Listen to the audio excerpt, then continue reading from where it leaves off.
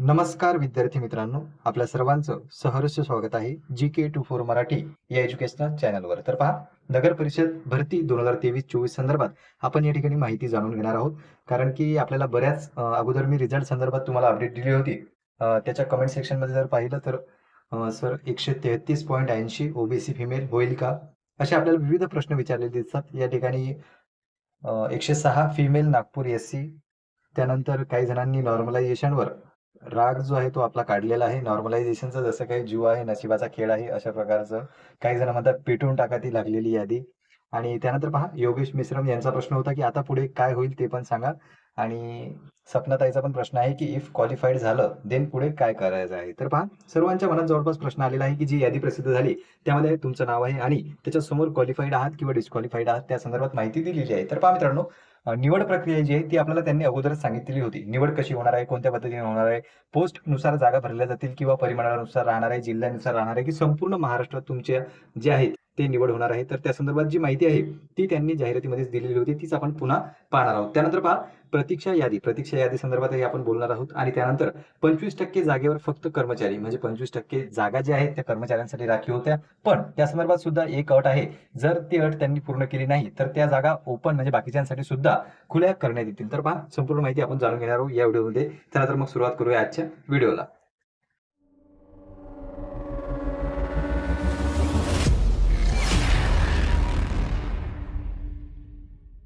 मित्रांनो, महाराष्ट्र नगर परिषद राज्यसेवेतील प्रत्येक संवर्गातील स्वतंत्र परीक्षा घेण्यात येत असल्याने प्रत्येक संवर्गातील श्रेणीनिहाय म्हणजे श्रेणी अ, ब आणि क पदे भरावयाची आहेत. त्यामुळे ऑनलाईन परीक्षेत प्राप्त गुण सामाजिक किंवा समांतर आरक्षण विचारात घेऊन तयार करण्यात आलेल्या गुणवत्ता यादीतील गुणानुक्रमानुसार श्रेणीनिहाय स्वतंत्र निवड सूची तयार करण्यात येणार आहे. म्हणजे पहा मित्रांनो, फक्त श्रेणीनिहाय या ठिकाणी गुणवत्ता निवड जी आहे तुमची ती होणार आहे गुणवत्ता यादीमधून. म्हणून फक्त श्रेणीनिहायच या ठिकाणी तुमची निवड केल्या जाणार आहे. तर पहा, तुम्हाला जिल्ह्यानुसार जागा भरल्या जाणार आहे, परिमंडळानुसार, विभागानुसार किंवा राज्यस्तरावर संपूर्ण. तर पहा, या संदर्भात जर माहिती पाहिजे असली तर तुम्ही जाहिरातीमध्ये ज्याप्रमाणे जागेंची विभागणी केलेली असते, म्हणजे ज्या जागा असतात आपल्या रिक्त जागा, ज्याप्रमाणे जागेंची विभागणी केलेली असेल त्याचप्रमाणे जे आहेत ते जागा भरल्या जातात. तर या ठिकाणी तुम्ही पाहू शकता, फक्त श्रेणीनिहाय वेगवेगळ्या जागा देण्यात आलेल्या होत्या. त्यामुळे तुमची निवड जी आहे ती श्रेणीनुसारच होणार आहे. त्यानंतर पहा, नगर परिषद नगरपंचायती कार्यरत कर्मचाऱ्यांसाठी श्रेणी गट क मधील राखीव असलेल्या 25% जागेसाठी अर्ज सादर केलेल्या उमेदवारांनी श्रेणी अ आणि ब करिता गुणानुक्रमे पात्र ठरल्यास त्यांचा श्रेणी अ व ब श्रेणी ब पदांच्या निवडीसाठी विचार केला जाईल. म्हणजे पहा मित्रांनो, जे उमेदवार नगर परिषदचे कर्मचारी आहेत त्यांनी जर क मधील जे राखीव पद आहेत त्यांच्यासाठी त्यांनी जर अर्ज केलेला असेल आणि ते जर पात्रता धारण करत असतील आणि गुणानुक्रमे यादीमध्ये जर ते प्रथम आले तर त्यांचा श्रेणी अ आणि ब साठी विचार करण्यात येईल. परंतु असे करताना नगर परिषद पंचायत कर्मचाऱ्यांना सर्वसाधारण उमेदवाराप्रमाणे शैक्षणिक अर्हता इत्यादी अटींची पूर्तता करणे आवश्यक आहे. म्हणजे पहा मित्रांनो, शैक्षणिक अर्हता जी आहे, तुम्ही नगर परिषदचे कर्मचारी जरी असले तरी तुम्हाला शैक्षणिक अर्हता लागणार आहे आणि त्यासोबतच काही अटी सुद्धा आहेत त्या पूर्ण कराव्या लागतील. सदर अटींची पूर्तता करत नसल्यास श्रेणी क मधील पदासाठी विहित केलेली पात्रता तो धारण करीत असल्यास त्याचा समावेश नगरपरिषद नगरपंचायत कर्मचाऱ्यांसाठी राखीव असलेल्या श्रेणी क च्या पदाकरिता गुणवत्ता यादीत करण्यात येऊन त्या पदावर निवडीसाठी त्याचा विचार करण्यात येईल. म्हणजे पहा, जर श्रेणी अ आणि श्रेणी ब साठी पात्रता नसेल तर क मध्येच तुमचा समावेश करण्यात येणार आहे, जर तुम्ही नगर परिषदचे कर्मचारी असाल तर. नंतर पहा, निवड सूची तयार करताना प्राप्त गुणांच्या आधारे प्रथम श्रेणी अ, त्यानंतर श्रेणी ब व शेवटी श्रेणी क मधील सर्वसाधारण उमेदवारांमधून भरण्यात येणाऱ्या पदासाठी व त्यानंतर नगर परिषद नगरपंचायत कर्मचाऱ्यांमधून भरावयाच्या श्रेणी क मधील राखीव 25%, म्हणजे पहा मित्रांनो, या ठिकाणी 25% जी राखीव पदे आहेत ती श्रेणी क मधील आहे. तर जागेसाठी स्वतंत्र निवड सूची तयार करण्यात येणार आहे. म्हणजे प्रत्येक श्रेणीसाठी स्वतंत्र निवड सूची राहील अ, ब आणि क. आणि त्यानंतर क मधील राखीव पदे जे नगर परिषद कर्मचाऱ्यांसाठी राखीव आहेत ते.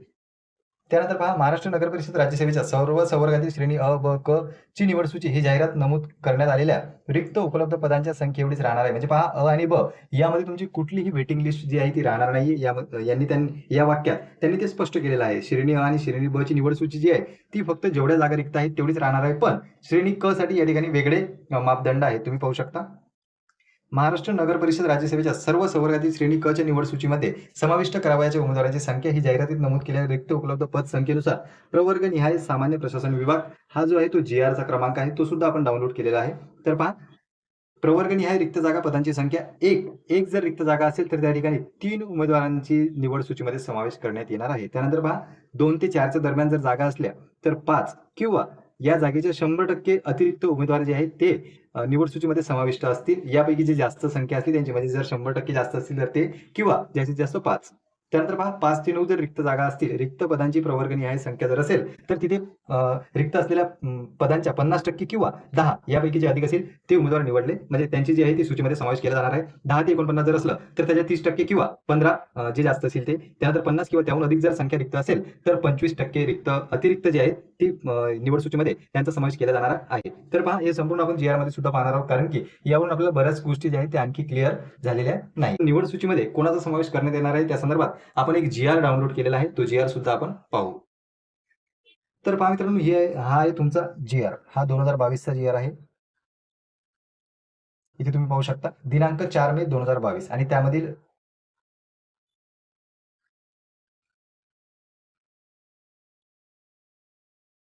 परिच्छेद 10 पहा. निवड सूचीत समाविष्ट करावयाच्या उमेदवारांची संख्या. तर निवड सूचीबाबत जे आहे ते या ठिकाणी दिलेलं आहे. हेच त्यांनी जाहिरातीमध्ये कॉपी पेस्ट केलेलं आहे. तर पहा खाली आणखी या संदर्भात स्पष्टीकरण दिलेलं आहे.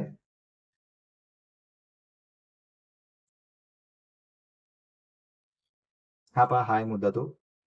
निवड समितीने तयार केलेल्या निवड सूचीमधून ज्येष्ठतेनुसार उमेदवारांची नियुक्तीसाठी शिफारस केल्यानंतर शिफारस केलेला उमेदवार सदर पदावर विहित मुदतीत रुजू न झाल्यास, म्हणजे पदावर जर तुम्ही जो वेळ तुम्हाला दिलेला आहे त्यावेळेस जर तुम्ही रुजू नाही झाले, संबंधित पदाच्या सभाप्रवेश नियमातील तरतुदीनुसार किंवा जात प्रमाणपत्र अन्य आवश्यक प्रमाणपत्राच्या अनुपलब्धता किंवा अवैध असल्यास, म्हणजे पहा मित्रांनो, जर तुमचे डॉक्युमेंट उपलब्ध नसतील किंवा अवैध असतील तरी तुम्हाला जागेवरून काढण्यात येणार आहे. किंवा अन्य कोणत्याही कारणास्तव नियुक्तीसाठी पात्र ठरत नसल्याने, म्हणजे जर उमेदवार पात्र ठरला नाही अथवा शिफारस केलेला उमेदवार रुजू झाल्यानंतर नजीकच्या कालावधीत राजीनामा दिला किंवा त्याचा मृत्यू झाला, म्हणजे तुम्ही या ठिकाणी पहा अशी पदे त्या प्रवर्गाच्या निवड सूचीतील अतिरिक्त उमेदवारांमधून वरिष्ठतेनुसार उतरत्या क्रमाने भरण्यात यावीत. मात्र अशी कार्यवाही निवड सूचीच्या कालमर्यादेपर्यंत करण्यात यावी. म्हणजे पहा मित्रांनो, जर वरील उमेदवार, मग ते कारण कोणतंही असो, तुमच्याकडे प्रमाणपत्र नसो, प्रमाणपत्र अवैध असो, तुम्ही राजीनामा दिला किंवा वर जे विविध कारणे नमूद केलेली आहे त्या कारणांपैकी कोणत्याही कारणास्तव जर उमेदवार रुजू झाला नाही तर अतिरिक्त जी राहणार आहे तुमची निवड सूची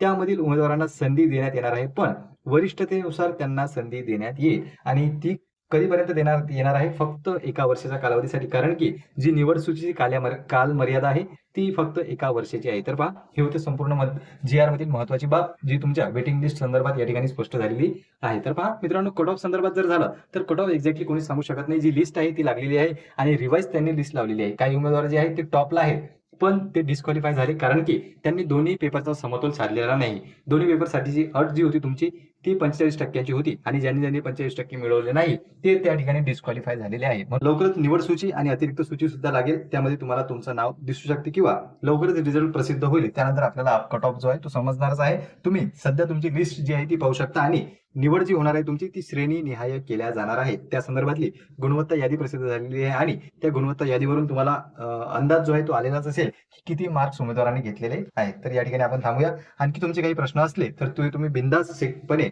कमेंट सेक्शन मध्ये कमेंट करू शकता.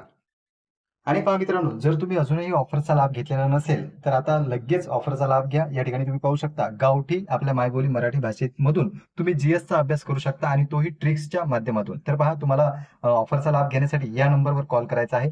फक्त 19 रुपयात या ठिकाणी तुम्हाला विषय मिळतोय. मग त्यापैकी तुम्ही जगाचा भूगोल, भारताचा भूगोल, महाराष्ट्राचा भूगोल जो तुम्हाला विषय हवा आहे तो या ठिकाणी घेऊ शकता. आणि संपूर्ण एकूण जर तुम्ही 10 विषय घेतले, एकूण 10 विषय आहेत, 10 विषय फक्त तुम्हाला 190 रुपयात मिळत आहेत आणि तेही ट्रिकच्या माध्यमातून. तर पहा मित्रांनो, जर तुम्हाला स्मार्ट स्टडी करायचा असेल तर ट्रिकच्या सहाय्याने तुम्ही तुमचा GS जो आहे तो पक्का करू शकता आणि परीक्षेत यश मिळवू शकता. तर पहा, फक्त 19 रुपयामध्ये एक विषय, एकूण 10 विषय तुम्हाला 190 रुपयांमध्ये मिळत आहे. या नंबरवर तुम्हाला कॉल करायचा आहे किंवा डिस्क्रिप्शन बॉक्समध्ये सुद्धा लिंक आहे, त्यावरून तुम्ही याचा फायदा जो आहे ऑफरचा तो घेऊ शकता.